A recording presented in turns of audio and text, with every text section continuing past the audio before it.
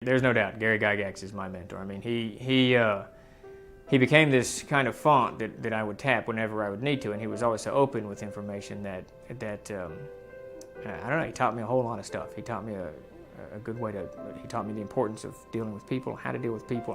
I've always been good with folks, but he kind of taught me that the fans are the number one thing to any of these endeavors. I mean, we make these games, we might think this, or we might want to market this, or we might want to price it or here, or whatever that we're doing, but to Gary, and always to Gary, the absolute most important thing to him were the fans of the game.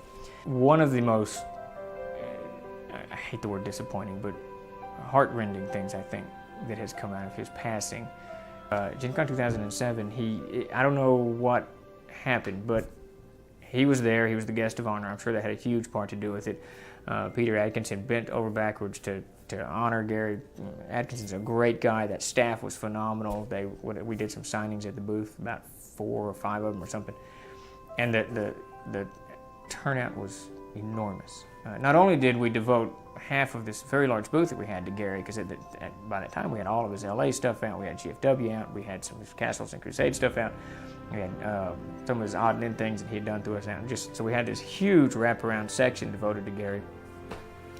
And when we do these autograph sessions, people would line up. The line would go out, down the aisle, a couple of blocks down the aisle, and vanish. We had to get the booth, it wouldn't close down, but we had to get everybody out just to police people to keep it running. And this was every day, every autograph session. It was phenomenal. I mean, we were just amazed. And I think he was tickled pink. And then he saw that the book that he had there, the Eastmark Folio, had just released, and it just blasted off the shelves. I mean, we couldn't keep it there. And of course, a lot of people wanted it autographed, and so forth and so on. So that did really well. And I think that at that point, Gary really, he had finally recovered from the shingles, and he recovered from the stroke. And I think he came back from Gen Con because he started emailing me so much about projects he wanted to do. I mean, there were so many projects. He was emailing me, we got to get this going, we got to get this going, we got to get this going, let's do this. And he started a whole new line of Castles and Crusades modules. He started a whole new line of Legendary Adventures modules.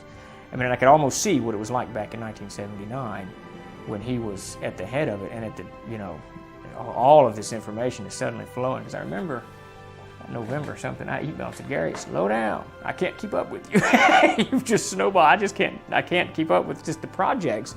He was just working like mad, which was cool. And I think that he was very, very happy. He was kind of back into the mode of things.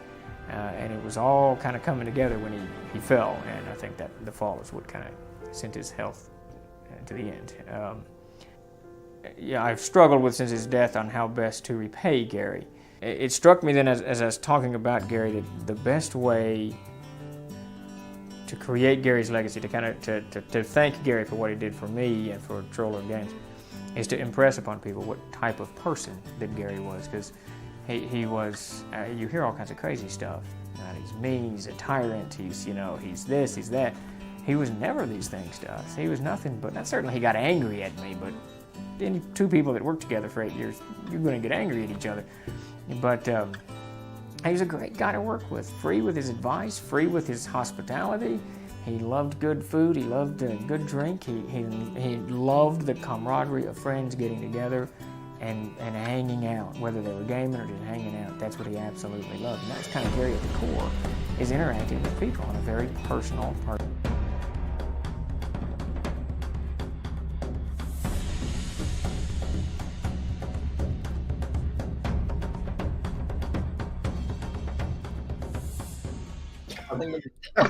Pardon? I waited long enough to get that out. Troller Games, join the fray. Davis, we're live audio. Oh, okay, sorry.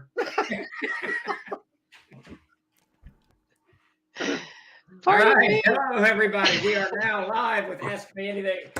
It is February 20th, 2024, and we've got a special AMA today. We've got Grayson Davis on board, and we are going to talk about mostly the Gygaxian Fantasy World Series. Obviously, if you guys out there have any questions about anything other than throw them into the chat, and we will do our best to address them. But today we're going to dive into the stuff that is looming upon the troll horizon like nothing else. the GFW books, of which Davis is mounting them in his hands, I see. Yeah, I sure wouldn't found them. Haha. The Canting Crew. Can Crew, extraordinary names. And Kent, I hate to say it, but I stole your desk copy. You bastard. This is like from 15 years ago. This is why we can't ever like find anything, because everything's like scattered between two houses. Which are separated by like 90 miles of space or whatever, 180 miles or whatever. Well, anything can happen in 90 miles. That's true. In the wilds of Arkansas. All right, well, there you go. The exotic so land. Let's this is why we can't have nice things. Yes, it is all David's fault. In fact, I think if you go to the Castle Keeper's Guide, I think it says in the introduction, I wrote an intro for it, and I said, if you have any problems with this book, please email Davis at davis@trollorg.com. Knowing that he hasn't accessed that email in like a decade or something. I think that is still in there. All right, well, without further ado, Gracie is going to lead us off and ask questions about these books, and Davis and I are going to do our best to tackle them. Indeed. We're going to be bringing in the hard-hitting questions that I've come up with right now. And hopefully those are the questions that everyone's asking themselves. And if y'all have questions, please ask us them. We are so excited to talk about the fantasy worlds. It has been like the one thing that we're all like, well, actually that's not true. We're all focusing on a million different things, but it's the biggest thing for sure that we've all been focusing on. So I think like first thing I'd love to address is like, what are these books for? What are they? What's the purpose? What are they supposed to accomplish or help you accomplish? Let's dive into that right after Chuck was waving us down. Yeah, Yes. I just wanted to welcome everybody and to let you know we do have a giveaway going. So if you want to put your name in, just give us a follow, exclamation point. For you folks that's over on YouTube and Facebook, you'll have to come over here and join us, unfortunately, if you want to be on the giveaway. We're just giving away some $10 codes for some PDFs on our website today while we sit here and talk about Gary and what's coming on. And that's about it. Hey, Grace. Oh, All right, so to tackle Grace's question on what these books were created for, so I'm going to give a slightly longer answer than just that. When we first ran into Gary at Gen Con 2000, Matt Golden kind of initiated the conversation. A few weeks later, a month later, 2 months later, we called Gary on the phone and we began discussing, possible collaborations. We wanted him to do adventures. He just said, no, I don't want to do any of that. We literally had to, not literally, but figuratively had to pull teeth to get him to do a 3-page adventure that we eventually put in the Codex of Air. But what he really, really wanted to do was this encyclopedia set of gamer knowledge, of his knowledge, and things that he felt that both game designers, GMs, and players would need to run, create, design games. He had already written 2, and he had ideas for a whole bunch of those after that. And the one that he had written, one of the ones that he'd written was the Canting Crew. And the purpose basically behind all of these books was to establish, and it's funny too, I don't really remember using the terms world building in those days. We may have, and I just didn't pay attention to it, which is highly likely, but I remember the whole concept of world building coming later in the conversation. I don't know what we called it, if we called it anything different. I'm sure there's some people out in the chat who've been gaming since the 70s and 80s. Did we call it world building? I don't remember. I don't think we call it world building. I don't think we call it anything. Yeah, I don't know. And was there a word for it? Like, because what is that process if not world building? I guess setting. I don't really know. Narrative design. I don't. You weren't that smart, Grace. We didn't. That's crazy.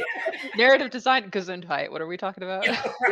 We called it gaming, making up stuff, building whatever. The imagination. Yeah, which is correct. Yeah, I don't know. It's interesting. But anyways, what the nice thing about it is that term fits perfectly for what Gary envisioned. And he did call it the Gygaxian Fantasy Worlds. It wasn't even a series. It was just, I think I was reading the emails that he and I sent back and forth last night. and I think I'm the one that kind of said series. He just wanted, it's the Gygaxian Fantasy Worlds, and it's a whole bunch of books. And they're not in any particular order. There's not like you got to have this one, and got to have all of them to do this. If you're interested in nation building, here's the nation building. If you're interested in castles, here's the castles. So it was that kind of broader approach to world building, as opposed to this.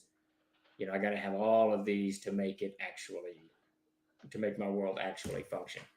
But that I hope answered your question, Grace. Mm-hmm. Also, I want to add in real quick. I forgot to say I am taking questions down, guys, and we will get to those in the latter half of the portion. So throw your questions in here, and we'll get them answered. Sure. Right. I've got a running list here too as well. Okay. Also, Chuck, can you throw out? We do have the sign up page for the Gygaxian Fantasy World Kickstarter. If you have not, please go over and sign up for early reward notifications. All right, I have something to add to that. Just in short, I don't know I can't recall the history of how it all developed or anything like that.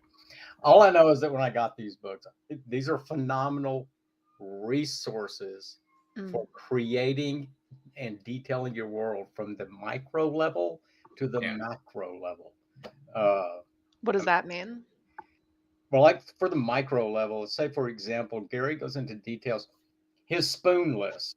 Okay, do you remember his spoon in the bag? He has he has 30 different types of spoons that you can have, right? So, and these lists go on and on and on. I think I posted yesterday from World Builder specifically eye colors and ways to describe eyes. It's like 100 terms going through just describing the eyes, the color of the eyes. Then you have eyebrows. Then you have eyelashes. Then you have ears and heads. So you get this micro. So when you're developing a character, say for example, an NPC, there's tables in the back of World Builder that allow you, and you can randomly create them, to create a character that's unique using verbiage that perhaps you haven't used before. But it just creates all those things. So there's the micro level. And at the macro level, you have, I guess, Nation Builder would be Cosmos Builder. Cosmos Builder would be the biggest, and World Builder too. Yeah, and World Builder. How to bring all this together on a huge scale. So how to bring various universes and dimensions and all that together and weave it together. So you have this whole thing. But they're broken up into 7 different books, and I know that he had planned more. Yeah, there was more on that later, perhaps. Yeah. Ironically, the one that's missing is the one on how to physically build just the geography of the world itself. The continents and oceans and how rivers flow and how mountains form and all of that. I know that word. He's got the rest, most of it, but that one was never actually done. Yeah. Sure. So that kind of goes into my next question. Who exactly are these books for? Who's going to find them useful? So primarily, I think Gary had in mind game designers and GMs. That was the primary focus. Man, you almost can't separate. In my mind, I know that game design has a huge amount to do with mechanics, but the line between a game designer and a GM is so, thin. I mean, it is so vague, because when you're running a game, you're on the fly. I don't care how detailed your game system is. You're on the fly deciding all kinds of crap, Oh, yeah. The rules don't cover this. So I think mostly it was for GMs and game designers. And always in the back of Gary's mind, because Gary was an absolute consummate gamer. He loved games of any stripe, whether it was video or card or board or whatever. He absolutely loved games. So I know that probably in the back of his head, unconsciously, it was more for game designers than anybody. But definitely GMs need these books. I mean, when we got World Builder and began laying it out, it took us a long time. We were still very much in the learning phase in 2002. When we did it, when we laid this out, I mean, it changed the way I GM'd. It absolutely changed the way my vocabulary went through the roof, descriptions went through the roof. And like Davis is talking about, the spoons sound ridiculous, but he's right. There's about 22 different spoons on that list. I just looked. Yeah. And that kind of detail is what it makes things come alive. If I say this is I don't know, an asparagus tong or whatever, it's something. It has more meaning than just some silverware laying on, flatware laying on a table. Right. Well, this sounds like a great resource for like writers and fiction writers and Oh yeah. just anyone who has to describe anything ever. Yeah, I know, absolutely. Yeah. We're building the book of names in my desk, and they get pulled out continually. Sure. And it does help then with like the on the fly job of GMing. Like it's pretty easy to use when you're on the spot. You have a table full of people looking at you. It's like easy to find stuff out of there. Yeah, and the nice thing is there's a lot of random charts throughout these books. So if you need something on the fly and you don't have the wherewithal or the mental energy, as I have find frequently at the table, I don't have the mental energy. You can just open it up and roll what you need. And this is the eye color. They're hazel. Good. Move on. Whatever. Or suddenly you find yourself needing the tensile strength of certain types of ropes, and it's like, where do I find tensile strength? But it's there. Yeah. I think we've had that question. So you'll see in the Storms front, we've recorded our episodes ahead of time. That came up, I think, in one of our sessions. It's going to come up because we used a grappling hook to do some not grappling things.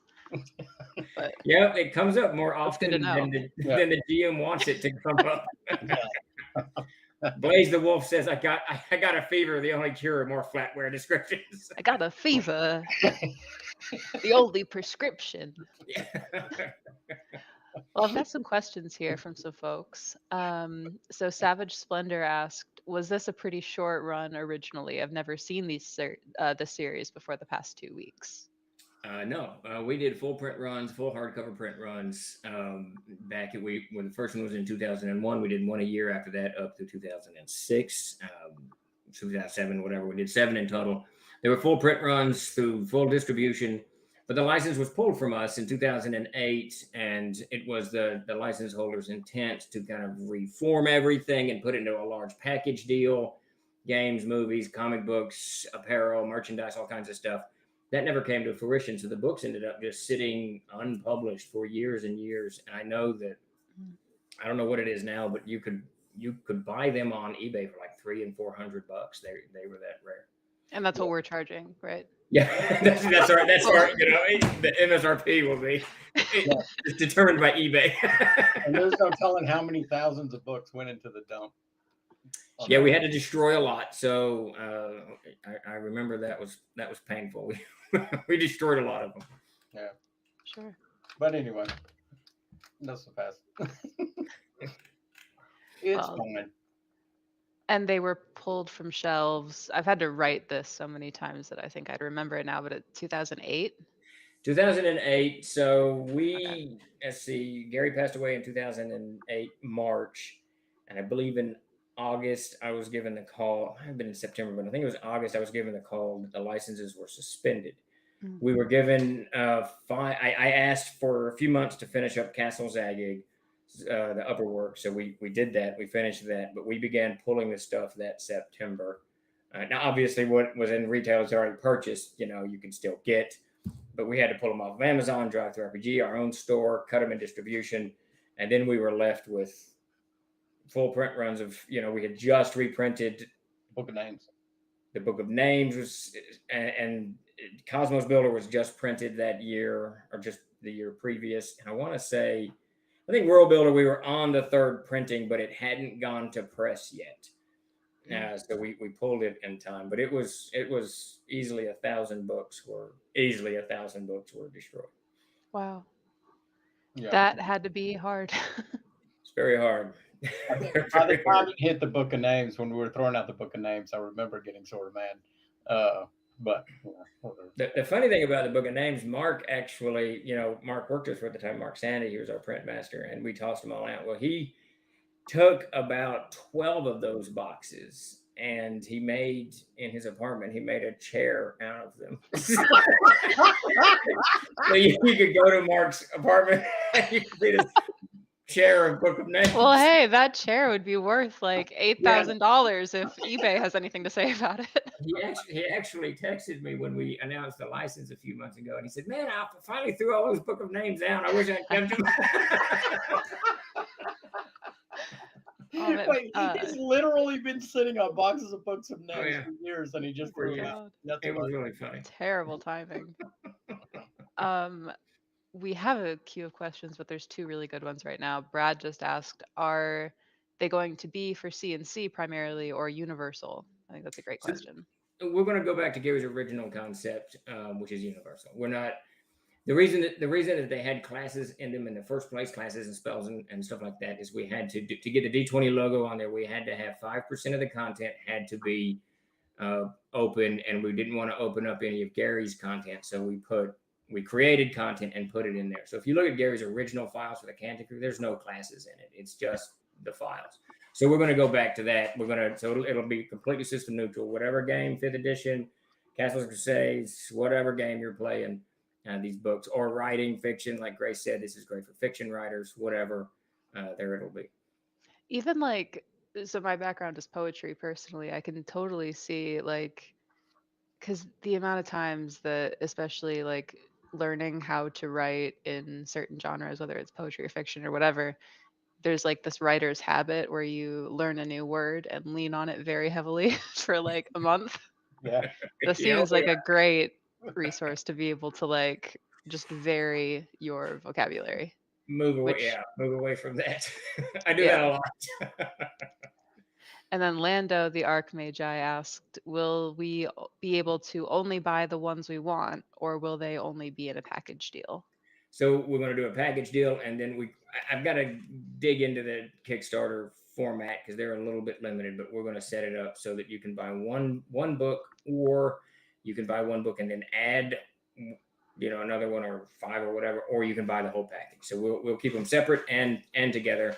The package, of course, will come with a slipcase, some type of slipcase. We got to see, but yeah, you will be able to buy them separate. In fact, actually, Death Angel Shadow asked, is it all going to be in one single book, hardcover, softcover? If separate, will a slipcase be available? Perfect. It'll be 7 hardcovers with a slipcase. Excellent. Yeah, I couldn't imagine putting that in one book. That's a lot of information. a lot of stuff. How thick would that book be? It'd be like Be 800 pages at least. yeah, fuck. Unless Ken has his way and we move to 2-point font. And we're going to, now 2 we've secured, but there were 3 others that were completed. 2 of them written by Gary, so those will definitely be part of the Kickstarter. And if not this Kickstarter, another one, or they will be released later. And then there's a third one. What is the third one called? I can't remember off the top of my head. That we've got to find the author for and make sure that everything is squared away with him. Sure. What's that called? Sparky asked, if we know, I don't know the answer to this, which ones had Gary written material for but not finished? Or like which ones were kind of waiting in the wings? So the 2 that are waiting in the wings, let me get that open so I can get that kind of spot. Went the wrong direction. He wrote the Wayland Smith catalog, which was a host of magic items, many of them kind of humorous magic items. He really... Stop, that sounds amazing. Yeah, he really wanted that out. He talked about that a lot because, as many of you may or may not know, Gary was huge into puns. He loved puns. He loves to play on words and all of that stuff, as many wordsmiths do. But and the Wayland Smith catalog is kind of that type of thing, though still usable in your game. And then the other one was Pantheons. That one we're going to take a hard look at. That one was written by Gary as well. The Pantheons book. I'm trying to find them. Okay, here they are. Got it. Yeah. So the Pantheons book was written by Gary. And this one, he's got the complete Pantheons of the legendary Earth, Legendary Adventures game, Legendary Earth, the gods from that. And he created this, and it's really a sample Pantheon. This is how to build your Pantheon. But if you want to use this one, you can go with it. So we're going to have to get into that one and see exactly what he did with it to make sure it's not specifically designed for a game system that's not in print. It's got to be generic. Sure. Knowing Gary, it was generic before we looked at it, but this one was in pre-production. I don't actually remember reading it, but his whole purpose behind this series was to have it generic, so I can't imagine it being too heavy. The other one that was in the works was Strongholds. That was Castles and Fortresses. And then the other one was Essential Places. That's the third one that's finished. That was not written by Gary. That was Zane McCarthy, something like that. There was a World Builder 2 that he and Dan Cross were working on. There was a lot more spoons and flatware that they felt they needed to add to. I mean, thank God. You got to have it, right? And somewhere probably in all of this is a list of other stuff that if I dug into it, it would give me more. Yeah, here's a book of seafaring, a fantastic folk and mythological monsters. He has he had already chosen authors for them. There was just so much of this stuff coming our way. And those are all maybes at this point. So Nation Builder done, Essential Places is done, Fantastic Folk and Mythological. That was not finished to my knowledge.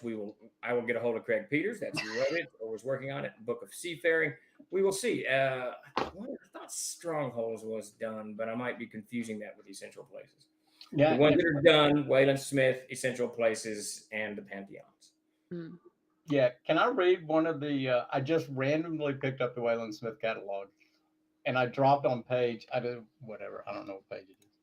Whatever page it is. And I've got one just to give you an idea. Can I read one? Yeah, absolutely. Please, yeah, that'd be awesome.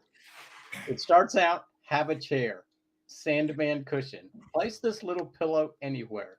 Beneath another cushion if the mark is alert. When he sits down, the Sandman cushion emits a petard-like sound of one passing gas. What a laugh, right? Wrong. The real hilarity comes when the sucker sniffs from the cushion you placed, which contains a powerful localized knockout gas that'll put him to sleep for hours. So there's a ton of magic items like that in there. Just a ton of stuff. Yes. Petard like too. Oh. I mean, Gary's vocabulary Petard. is amazing. Yeah. So That sounds like a fart. The word betard. It's hard. Death Angel Shadow. I'm looking to see if there's sporks in here. There's gotta be. Come on. Yes, there's sporks in there. Sporks or forks? Oh, spork. Oh, Spork. I bet you there's a spork in there. I can't imagine Gary having missed a spork. I don't know. When was the spork invented? I don't know. But this is the amazing thing about this too. I'm sitting here looking at tables. Okay, a table is a table is a table. No. Banquet table, buffet table, drop leaf table, folding table, game table, half table, side table, trestle table, dining table, wall table, oval table, half round table, tabaret, tortoise, point, blah, blah, blah, blah, blah, blah, blah. Hundreds of tables. But what this does, I think, especially these parts, which I really, really enjoy. Silverware. No, see, it's not a sport.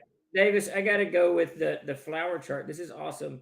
The flower sea holly. It blooms in summer. It has a blue flower. It is 18 inches tall, a perennial, and grows in sandy, drained areas.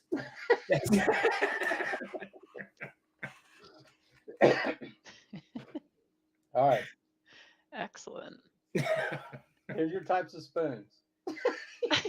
Berry spoon, coffee spoon, Jimmy toss spoon, desert spoon, fruit spoon, ice cream spoon, iced tea spoon, jelly spoon, preserve spoon, salt master spoon, server's tablespoon, serving bonbon spoon, ice cream serving spoon, serving dressing stuffing spoon, serving large spoon, piercing spoon, rice spoon, soup spoon, bouillon spoon, sugar spoon. I'm pretty sure soup spoon was in there twice. Yes. I got, this is funny looking at this list here that has the Seafarer's book on it, the Fantasy Strongholds.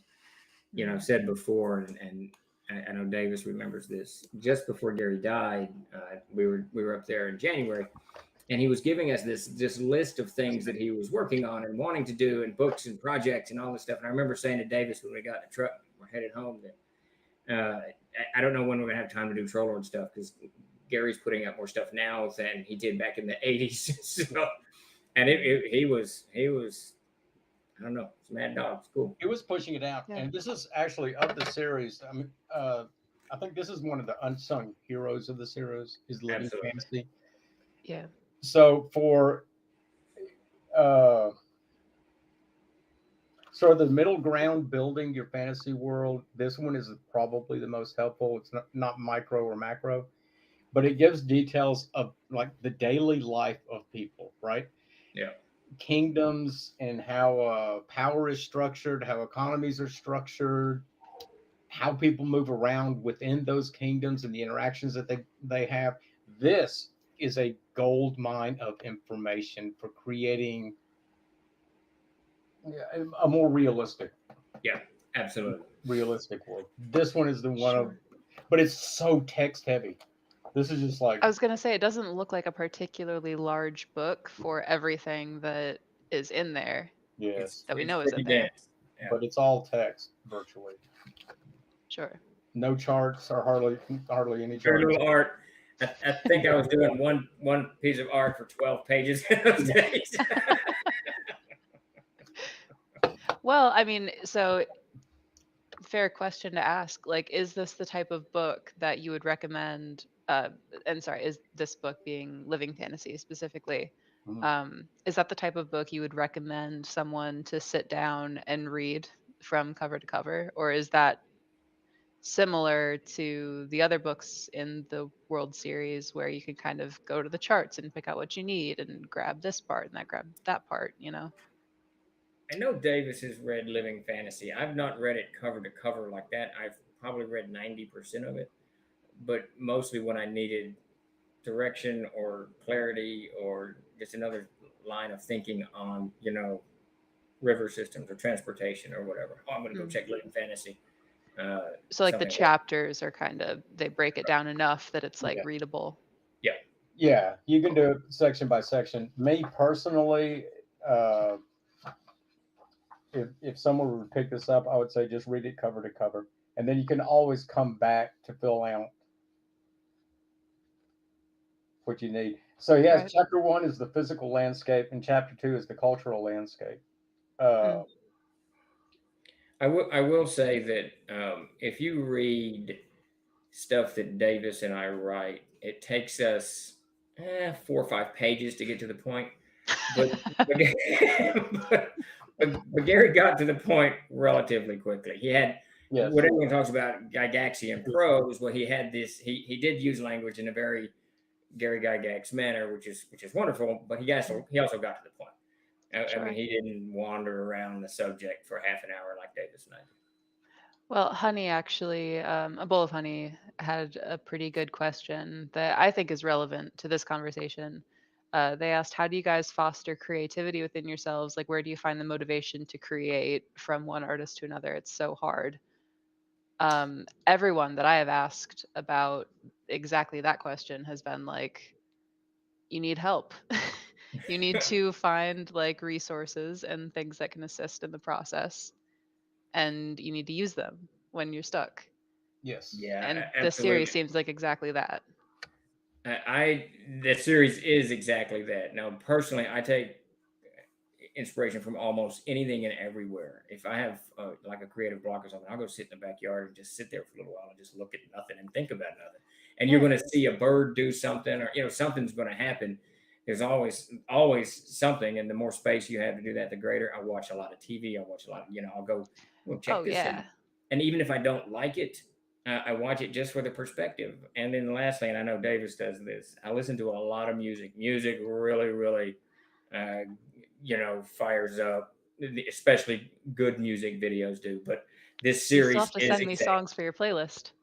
Yes, We I have actually had Davis's playlist live. I had like 9 of them saved on little different tabs, and then I closed all the tabs and they all went away. So I gotta get them back together. But yeah, I take inspiration from almost anywhere. I do read a lot too. I think reading helps, and that's where this series would come in. Yeah. I'm trying to make myself read books that I have passed over in the past, even though I don't like the subject matter necessarily, so that I get a different perspective of just how to write, how people see things, stuff like that. What about you, yeah. Davis? No, the inspiration is really the only suggestion I have on inspiration is don't force it.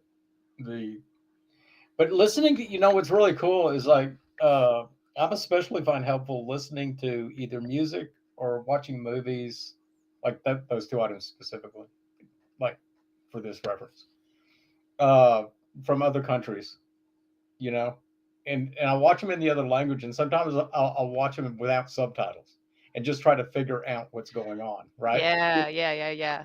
Yeah, but you can, because there's so many different perspectives, it'll help with creativity. I think it helps to break barriers uh, that you might have because you get sort of locked in place and you're moving along this path when actually what you need is something to shift you off that path.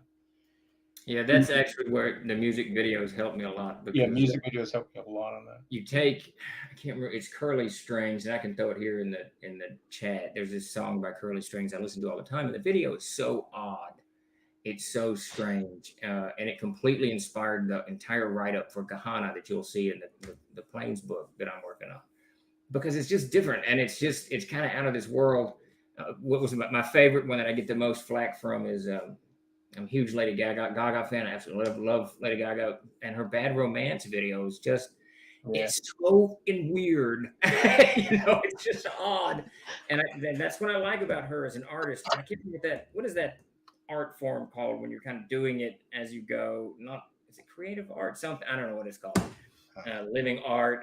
The word escapes me at the moment, but. Sure. She's clearly just got ideas and she goes with it. And some of them Yeah. Performance art. Yes, Brad. Performance art. Oh, I see. Okay. Yeah, performance art is it can be weird, man.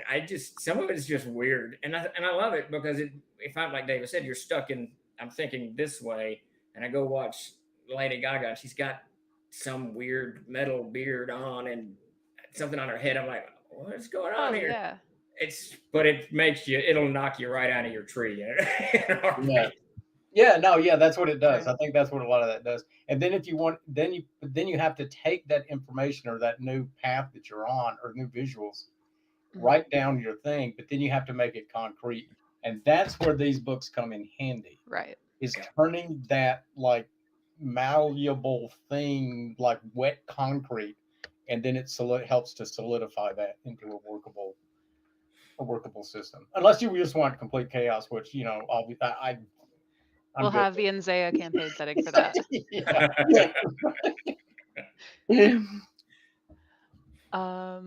We had a question from Hrolgarth. Will the item price lists in the books use the CNC gold piece, silver piece, copper piece system, or Gary's dollar price list? So right now, a lot of the items don't have prices, and it's that very reason. I do remember. So it's in one of these books. I want to. It might be the Canting Crew, where Gary created. Man, we talked about that ad nauseum. And which we should talk about the Canting Crew book specifically because I think that's the most ambiguously named book of the bunch. Which is ironic to me, and you're right. It should be because it's about thieves. Yeah. Right. To me, it's the most obvious because of the word can't. Yeah. But I've been looking at the book for 25 years, so at this point, I think maybe it's Living Fantasy. In one of these books, he actually creates a very, very loose. Yeah, here it is. Economy of scale, which is everyone in this stream on the Tuesday stream has heard me babble about 1,000 times. I would love to see. I can't envision it, and I certainly couldn't do it. I would love to see an economy of scale created for Castles and Crusades. So all of the coinage stuff makes sense. The Wagoneer makes a gold piece a month. How can he live if a flagon of ale is 10 silver pieces or whatever? You know what I mean? He's going to be eating water and mud for the better part of his life. So I would love to see that. And he does touch on that and what the individual was alluding to is Gary wanted to shift it all the way from gold and move it to dollars. So it was on a dollar basis and create that, however the economy crap works. The reason for that is because we're all familiar with the dollar. We know what the dollar would have bought at one point. We don't know what it's going to buy tomorrow. There was a whole. He and I had innumerable conversations. It was like fighting a river because he wanted the whole thing overhauled and the dollars put in. That and those damn lumens. And I didn't want to because no one plays at those days we were doing Dungeons and Dragons and then CNC. No one in those games used dollars; they used gold. Yeah. Yeah, Yggsberg uses a silver standard, which is how anyway. Yeah, that's the way it should be. Yeah, without a doubt. What is the silver standard? The silver is the base coin, like throughout history, pretty much. Silver is the base coin for exchange. Now, I mean, there is gold coins. Like, who's that guy in England who just found like 20,000 gold coins or something in his backyard? But the standard was silver. But the standard has always been silver. Yeah. It was. There's a lot of it. It was easy to mint and more. All of that, and gold was a little bit rarer. Blaze the Wolf Dog, absolutely. If you can create an economy of scale, it would be wonderful. Put it in Discord, and we will get it in print. Yeah. Johnny mentions it. Yeah, there has to be some economist in here somewhere. Yeah. Who can? Yeah. Anyway. Yeah. It is also going back to. There are tables. I'm only familiar with the ones in England that actually go through how much people earned, like like a pence, 12 pence, or whatever like that, right? From the 13th century all the way up through the 17th century, you can see inflation, what people were making, how much most items would cost, and stuff like that. Mm. Hey, Davis. Yeah. Johnny Song, who made that comment, apparently he is an economist. So.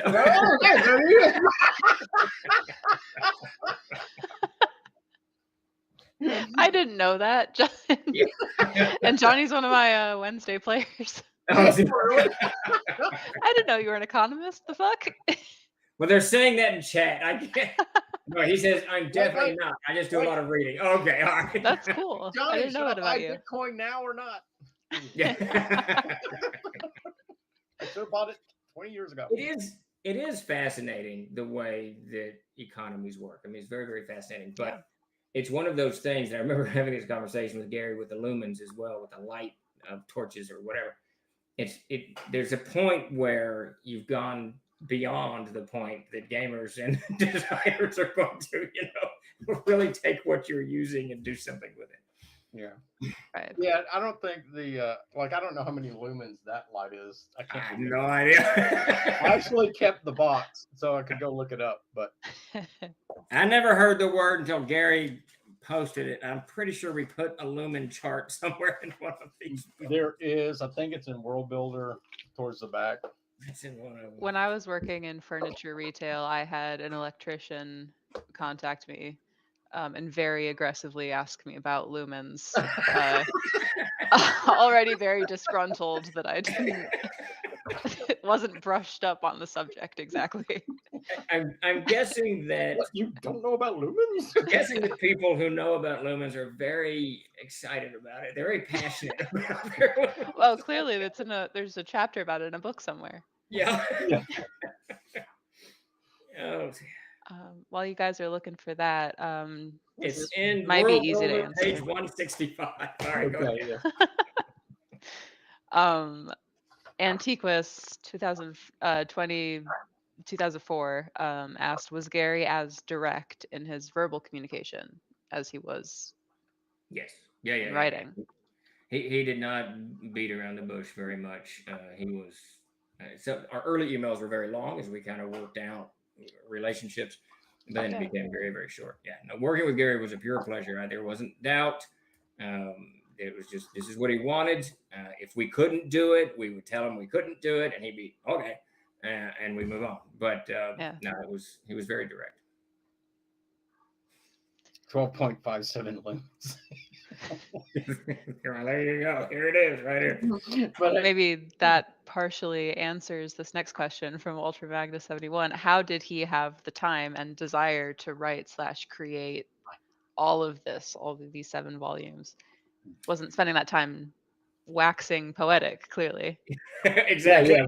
Yes, no, he did not. Well, that's one of the interesting things about the writing styles, and I think you find this in the people older than Davis and I. Davis and I tend to get into a lot of just information. It's just it's a lot. Even when I said I noticed I'm going to write the ad copy for all 7 books so everyone in the company can know what's in the books, and I spent the first 2 pages just telling stories about stupid crap that had nothing to do with the ad copy. But Gary, he was retired, of course, and what he did, he would work 8, 10, 12-hour days on this stuff, and he was working on a multitude of projects. Yeah, and he was writing, I don't know how many words. What was his word count a day? He told us once. It was a lot. It was a lot. And he said, if you can't keep this up, you probably have no business in this business. And he also answered every email he got. He wasn't like me. I get emails and get around to them at some point. But Gary answered them as they came in. Sure. I didn't. I don't even check my email. Now, we did have someone in the chat. Let me scroll back, see if I can find them. Frolgarth says, for your information, I am an quantitative economist / econometrician. Gesundheit. Yeah. Economic to what now? Yeah. I've never heard that word. That sounds like Gygaxian prose to me. Yeah. Right. He's speaking thieves' cant. Oh, there you go. Telling us that that would be difficult to build an economy of scale. It would be very difficult. I think it'd be cool to try. Base it off of the longsword. I don't know, something. Pick a basis and go. Yeah. Crafty DM asked, did you guys get some inspiration from these books or from Gary himself for making the world of Aird or Inzea? Both of those worlds, and I'll let Davis talk for Inzea, but both of those worlds were pretty well moving along, in the develop phase. When we signed with Gary, one of the first books we published was the After Winter Dark setting, which was the world of Aird. But I can tell you that I was writing the Codex of Aird while I was laying out and doing whatever to the World Builder guide. So the World Builder gave me all kinds of insight into just details that are everywhere, because we're saying spoons a lot, but those lists include all types of flora, all types of fauna, gems, herbs, trees, mountain ranges, types of political things, and more importantly, for a lot of gamers, types of buildings that you find in cities, types of rooms that you find in dungeons, what a nave is in a church. It's just, it's almost a limitless. So it definitely played into the writing of the Codex of Aird. Oh, yeah. No. I would say that so I would agree with Kent. Both of those worlds were pretty much underway or deeply developed by the time we started working with Gary. But both Kent and I come from history, or Kent specifically from a history background, and me from an archaeology, anthropology background. So we had a lot of, sort of that information. But what we didn't have, and this is what I found so useful. So, for example, there's always gaps in knowledge. You just don't know. You can't know everything, So it had never occurred to me when Gary first produced the very first book, when we got the very first book, The Canning Crew. I had pretty much relegated thieves and rogues type characters like pickpockets or, whatever, just things. But then once I read The Canting Crew and I realized, oh no, this is a whole ecosystem. I mean, this is a system, there's thieves that, thieves are broken up into guilds. Well, these guilds or gangs could just own or work inside 1 block or 2 block radius, right? Or something like that. And then there's the specialties, the pickpockets, the pilferers, the, con men. And then, like Kent mentioned earlier today, the one where the forgery guy. The one who has forged papers upon death saying this person owns a debt. There are 1,000 adventures in these first 20 pages right here. I'm already thinking of an Ocean's 8, Ocean's 11 type adventure where you just have these little subclasses for all the different types of thief. Yes. And you do a heist. And that's the adventure. Yeah. Exactly. Oh, yeah. No, that's a great idea. Wouldn't that be awesome? Yeah. And that's with no thought, just hearing you talk about the book, not even cracking it open. Yeah. No, that's a great idea. So someone asked an interesting question. kind of esoteric question. Are there any lists of sauces and condiments? Yes, there are. On page on page 57 of the World Builder. Now we're going to reformat everything, so the page numbers won't hold. But we've got ketchup, chutney, horseradish sauce, mustard oil, relish corn, relish pickle, relish zucchini, salt, 5 different sauces: soy, spicy, hot, pepper, etc. A bunch of vinegars, herb. Yeah, it's got that in there too. That's awesome. So if you can think of it, there's a list for it, pretty much. It seems like it. Yeah. Yeah, and I know we're not talking about the book of names today, or weren't really focusing on it. Well, but we should. this book as well helped me immensely because I hadn't really put much, let's say, imaginative energy or research at all into breaking names up by culture and region, right? Yeah. So this book just opened my eyes because it lists names by culture and region. What do you have? It's like, I don't know. And there's like 25,000 names in here. Okay. Yeah. And you No, have it's 100,000 names in there, plus name generators, how to create names, surnames, female, masculine names, how to make a name feminine, how to make it masculine. It's absolutely insane. And I'll run through it. We have names from Papua New Guinea, ancient Italian names, medieval Italian names, Polish names, medieval Polish names, Hungarian names, Germanic. This is just a few. Finnish names, French names, Indian names, Sanskrit, Korean, Mongolian, African, Berber, English, Scottish, Irish, Gaelic, Welsh. I mean, the list God is damn. Here's like a list. Okay, I don't know if you can see this. Here's a list of family names. I don't know. Yeah. It's crazy. It's just crazy. And that's Norwegian. It's just Norwegian family names. That's excellent. Because I for sure know that I fall into the trap of like, I just kind of pick out names from like books that I read and don't think about it super hard. Yeah. And that leads to a very, love yeah, it sounds like such a great way to actually like diversify your understanding of names and think to look for different cultures outside of the ones that you normally look for, and like they're just right there. Yeah. And it's easy. Yeah, It's it is. excellent. And speaking to that, the forgotten, I think what it says. Is there any way to merge languages to make your own cohesive language? Okay, so this wasn't on the radar screen as I was unaware of if it was on the radar screen. Is a book of languages. Okay, that's one of the things that didn't. I mean, that's a really complex issue to get into. But I would say that yes, you can do that. You could definitely easily merge. It's a lot of work, but yes, you can do that. He's also got a way to create your own fantasy names in the book as well. It is pretty all encompassing. So they don't just like give you 100,000 ideas at your fingertips. They also kind of show you how to go about making new ones and think about it yourself.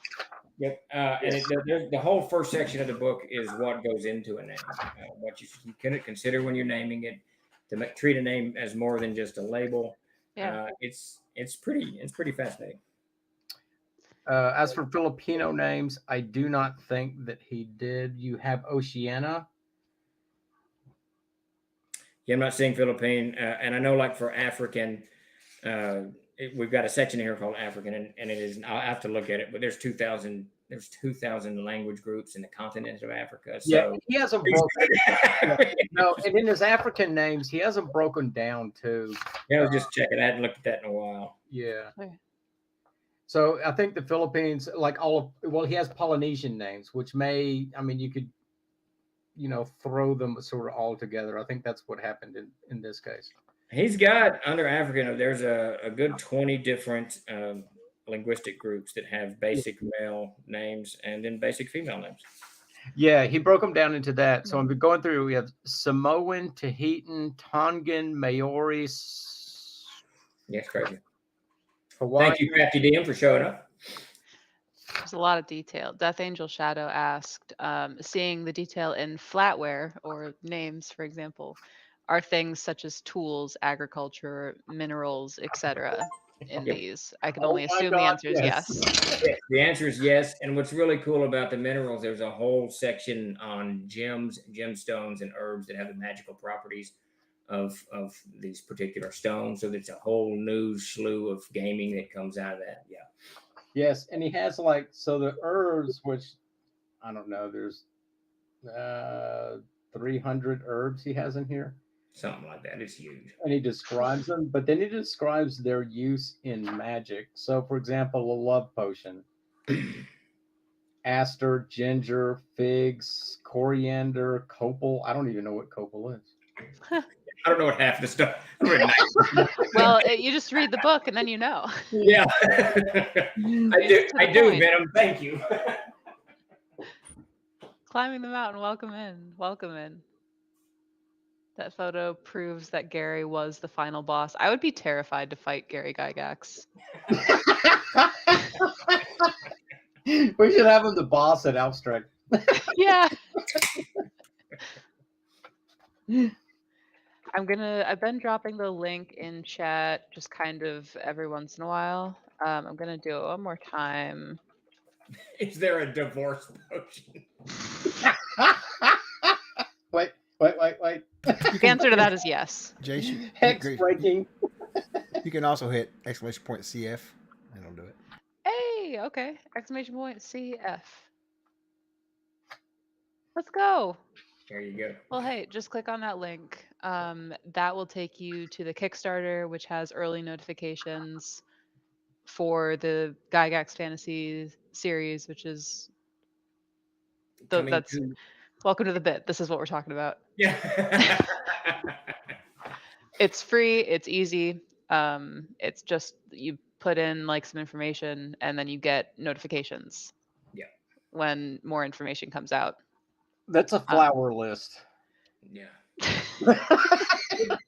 Which is it's ironic because I have found in writing that Uric and Ava short stories, I use flowers more often than I ever thought that I would.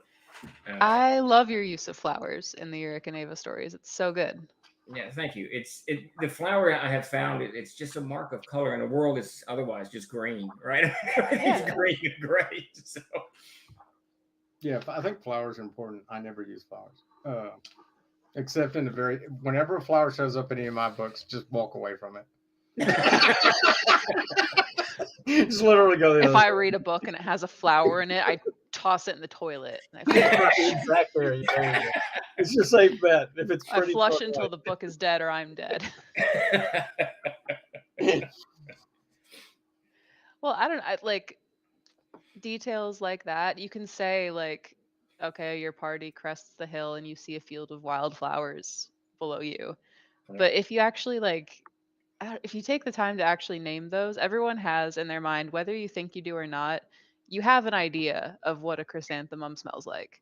Yeah. You have an idea of what a violet smells like, what a rose smells like. And that's going to create such a clearer image in a player's head and a reader's head. And flowers communicate mood. Yeah, it doesn't have to be, they don't have to know what it is. It's just as soon as it's given a name, something is conjured, something different than. Yeah. I think that's part of this series' strength is because the devil is in the details, whether you're running a game or designing it or writing a module or whatever it is you're doing. Mm-hmm. Even playing your characters too. I mean, that goes for that way, that direction as well. Just a little bit of detail goes a long, long way. Oh yeah. When I was doing like poetry classes, a really, really common thing that people would raise as a concern is that if they're too specific with their descriptions, it's going to like limit how much the reader can like understand about what they're saying. It's totally the opposite. The narrower you go in, the broader the actual picture is. Yeah. That's what I think. Yes, no, I would agree with that. Yes. And the interesting thing about flowers, now flowers are interesting because didn't Tolkien use flowers often? Or he does. I don't know how I won't say often, but they're definitely in there. But they're there. And I think there's something about a flower that brings it down, or a leaf description that can bring something to life quite vibrantly. Oh yes. But not And every. so go for it. Like find the most specific fucking flower in the living fantasy and use your asparagus tines and get into it. Get into the minutia. No, I would agree. I would agree with that. It's hard though sometimes, but these books make it easier too, especially. They do. Oh, yeah. They really Yeah. do. No, because when you're thinking of herbs, especially, okay, so what is Antiquus talking about, crafting unique concoctions or whatever. I sometimes like, yeah, go ahead, whatever. But then if I really get like into it, as running the game, I'm like, I'll probably go to one of these books and pick out several herbs and say, okay, you got to get these herbs, or I'll make one up. So if you want to do that, you got to get these herbs, yada yada yada yada. And then it becomes the questing, sort of interesting thing to undertake. And yes, I'll answer the question earlier. Book of Names was used extensively for the NPC all names. Extensively. Really? Yeah, to generate some of those names. Now, some of them I generated myself off of just. I would go through, like, I have this. Where is it? I love this book, The Sagas of Iceland, right? So it's just stories from Iceland, just they're not fantasy or mythology or anything, like just stories about what people did. But It's it like has an anthology. Huh? Is it like an anthology style? Like Yeah, I don't really know how to describe this.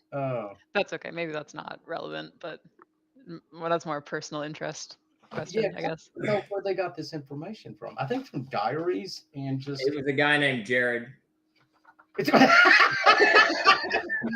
Anyway, it had a lot of names in it. It has a lot of names, like unique little names and stuff like that. Thousands of different names. So I have hundreds of books like that, and I would just go through. Here's one: Russian civilization. The Middle East and the world, and I would pull names out of there as well. But we're really like the two opposite spectrum types of people. Most recently, my Wednesday party encountered this group of 3 bandits named Weston, Hyatt, and Marriott. Because outside my apartment, there's 3 hotels. They come from the village of Four Seasons or something like that. Don't feel bad, Grace. I think after about 3 years of running into innkeepers named Otto, Mac finally said, "Do you have any innkeepers not named Otto?" And Ken still does that. You still do that. You have this. Still do.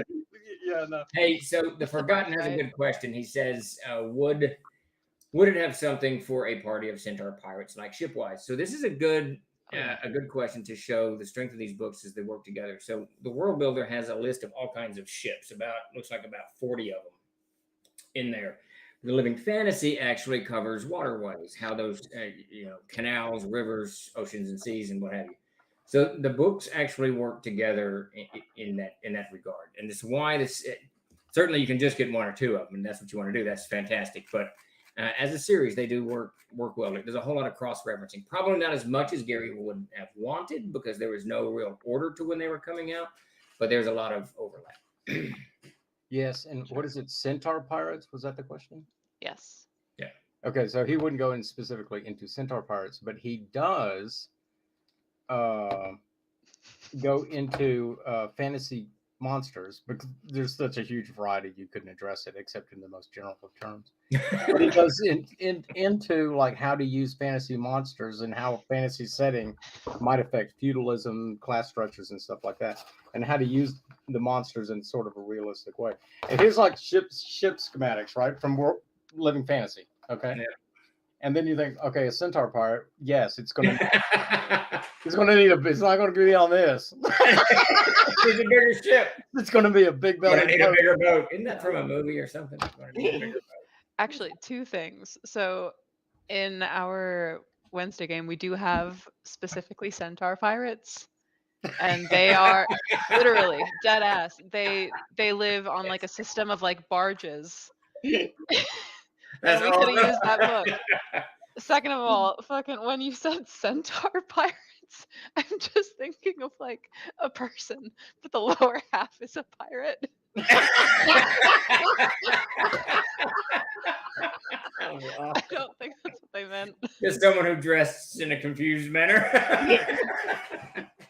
Just like they got the peg leg and like the striped socks, and then above they're like an accountant.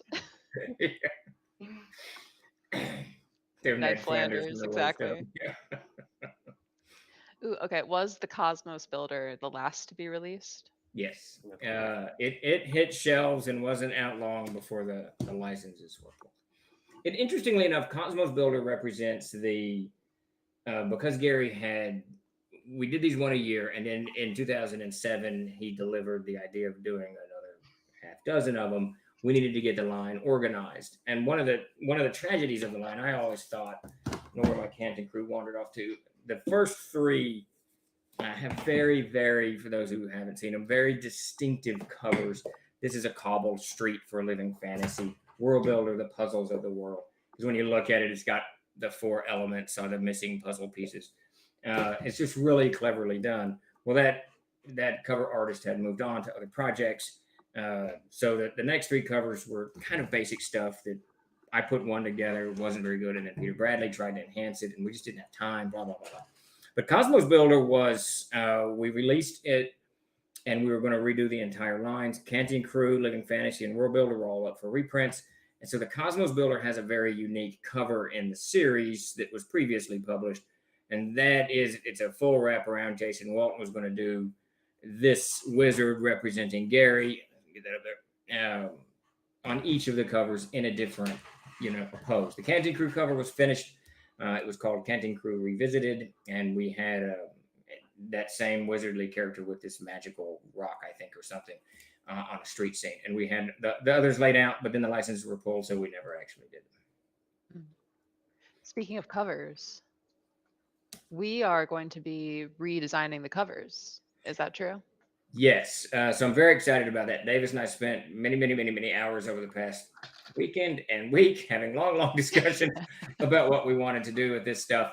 And we have settled on Jason Walton doing the covers. He's the one who, for those of you who are familiar with TLG Project, he is the artist who did all of the homage covers for the Player's Handbook, whatever. So he's going to take, the concept is we're going to have a portal that he will draw on each of them. So it'll be kind of a standard look for each of the books, but inside that portal will be something different. On the Canton Crew, you will have, thieves on the street scene. In the World Build, it'll be some mountains and a castle, or whatever he kind of concocts in his head. So each one will be differently. And Davis had to really, well, I won't tell the Easter egg. We'll hold the Easter egg till they come out. But each one of them will have this really cool portal line. I see Davis has forgotten his Easter egg, so it'll be a nice Easter egg for him too. Yeah, there you go. Completely forgot. I'll tell you this. He came up with it. It was about, I don't know, 1 o'clock in the morning on Saturday when we're talking about it. He came up with it. It was badass. So I told Jason I'm not going to remind Davis so he can be surprised in a few. There we go. Ooh, Antiquitas 2004 asked a question. I also am actually wondering, can you speak more on Insiday? I don't know anything about Insiday. So that is I can't remember the original title of that one. I changed the title of that one, and I shouldn't have. We chose a Latin word, and I can't now remember what. I think it's Insidiate, but it may be Insidiate. I do not know. I've always said Insidiate, but this was written by Dan Paul. Inside, yeah, there you go. I like that better. Let's go full Southern on it. That book is how to write or how to design an adventure, and it's got kind of I think it's a 5-point process that begins with the event around which, meaning to say not the event of the adventure, but the environment with it. Is there some kind of tumult? Is it a war? Is it a natural disaster? Is it something to kind of focus? And it goes from there into the characteristics of what's going on there, then the plot, then the objectives for this whole. Wow. It's a very succinct approach to creating an adventure. And it fits in well with the other books because it kind of incorporates the concepts of living fantasy and world builder that are just kind of touched upon and how to actually bring this to your table. Just to make sure I'm understanding correctly, it's about like how to write a disaster. how to write an adventure. But Okay. Dan starts it in the first part of it. He starts it Okay. with some type of, he calls it the environmental milieu. I can't remember what he calls it. Yeah, I don't have a copy of this today with me. An Yeah. equally unpronounceable word. Yes, absolutely. Which I'm sure I butchered there. I'm sure someone out there, I'm sure Jeremy's going, We should have Dan come on at some point to talk about that book. Yeah, that'd be a good idea. I actually he wrote the book. really like the book, and that's one that you have to read cover to cover. I would say Ooh, okay. to get the most out of what Dan has put together is you would have to read it cover to cover and really sort of you really have to take it all in to pull it all together. And But it does. I mean, it covers all of it. That first section is political, civil strife, disasters, social upheaval, war, cataclysms, and that just kind of sets the tone for what you want to do if you want to do any of that with your event. yeah. And Yeah. these are going to be available in like PDF form as Yes. well as. Yeah. Okay, so for those of us that read on planes, we don't have to bring a giant. And Yeah. these are going to be available in like PDF Yes. form as well. Yeah, and speaking of that book too, that's one of the ones that really helped me bring a lot of sort of loose canon events in my setting. It helped bring them together because I started looking at them in a different light. And I didn't necessarily use Dan's book for adventure creation. Rather, I used it for motivational creation, for how things are motivated in the world. I like considered the whole world setting an adventure, right? That was happening, an unfolding adventure that didn't have any players in it. And I was using, but it's I should just say it allowed me to bring together things that I'd otherwise not seen. It's a really good book. I strongly suggest that one. Read it cover to cover. If you had to pick one book from the series. My favorite of the books is The Living Fantasy. I absolutely love that book. The one I use the most is probably World Building because it's got some spoons in it. Wow, one book. That's hard. Yeah.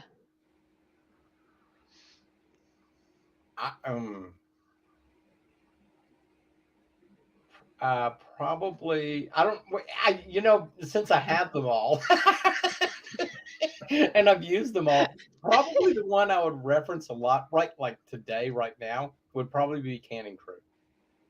Okay. But that may be on the project I'm working on, but the Card. I just it's more related to my real life activities and day to day.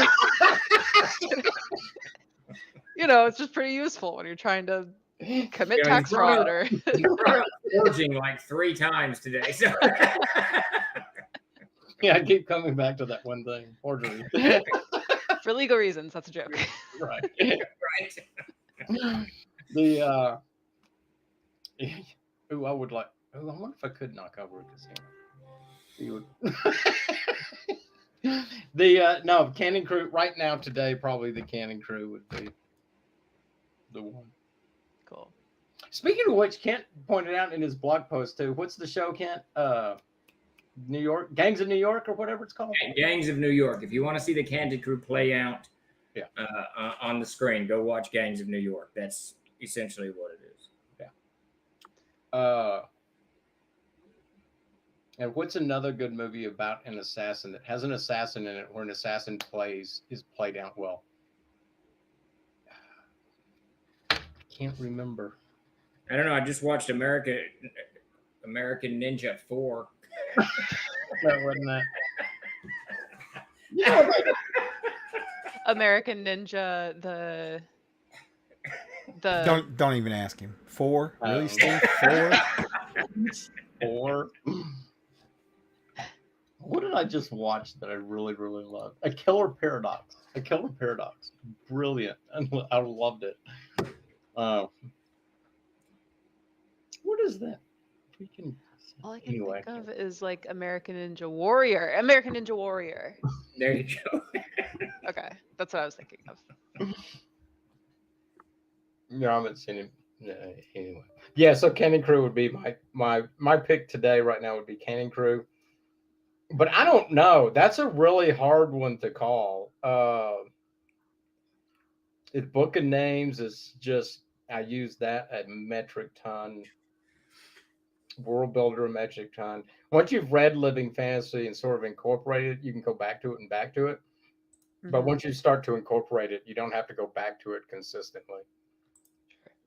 Unless you just want to refamiliarize yourself with the concept. But that's why I suggest like Living Fantasy and Insidia, you have to read cover to cover to bring them all, to bring the contents together so that you can mesh the whole thing together.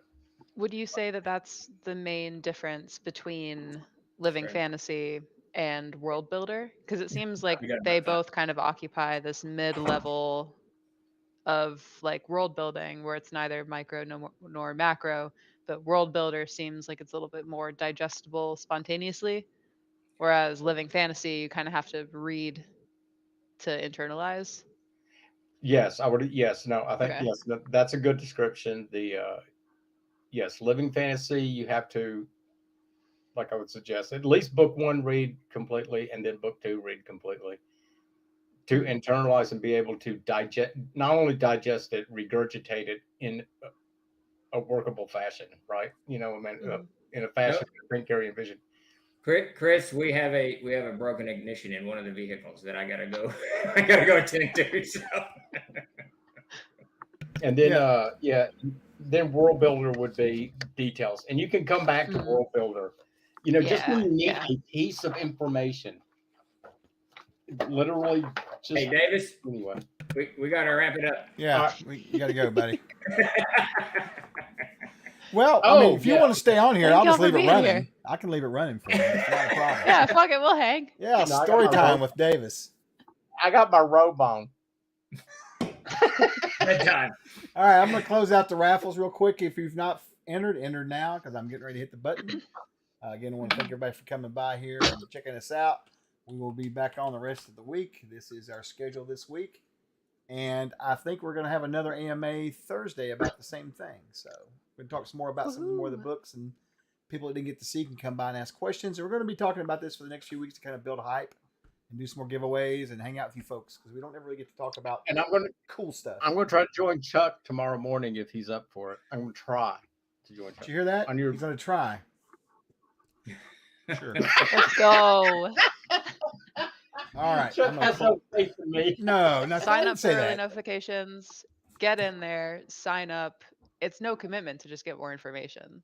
Yeah. It's easy. It takes like a minute. It's free. You can do it in 2 seconds. And do it because then you learn all the information as soon as it comes out. There you go. All right. We're going to pick these up. Anyone who entered, there'll be a link that pops up to our Discord. Just pop in our Discord and hit up Obsidian Risk, and he will give you a coupon code. He is the keeper of the codes. Our first winner is, looks like it's Malaki 9998. There's a link right there. Hey. If you want to hop in there and say howdy to him, that would be wonderful. That's right, Savage Splinter, CNC Wednesday. Secondly would be Lando. You've got a code, buddy. There you go. You know the drill. I feel like every time I'm in here, I see Lando win. Oh, yeah. Well, there's Johnny rolling in on tour. Like he never, you know. Yeah. Let's go. Let's go, Johnny. Rhino Dino. Hey, how's it going? Hey. Congratulations. I haven't seen you in a little while. It's good to see you, buddy. In the far west. And then last but not least would be Norhamil. Oh, normal. I see what you did there. Yeah. So come over to our Discord if you're not a member and hit up Obsidian Risk, and he'll get you your coupon. We want to appreciate everybody for coming out and hanging with us tonight. Anything else you got to add, any of you three? If not, I'm going to take us on out. I just want to thank everybody for coming out. Thanks, Grace and Davis, for joining me on the AMA today, and go sign up for this crazy thing. Yeah, that's right. Dude, I'm going to start writing all these names down, and these names are going to show up somewhere. Oh, yeah. Oh, yeah. All right. All right. With that, we're going to get out of here. You everyone have a good evening. Thank you so much.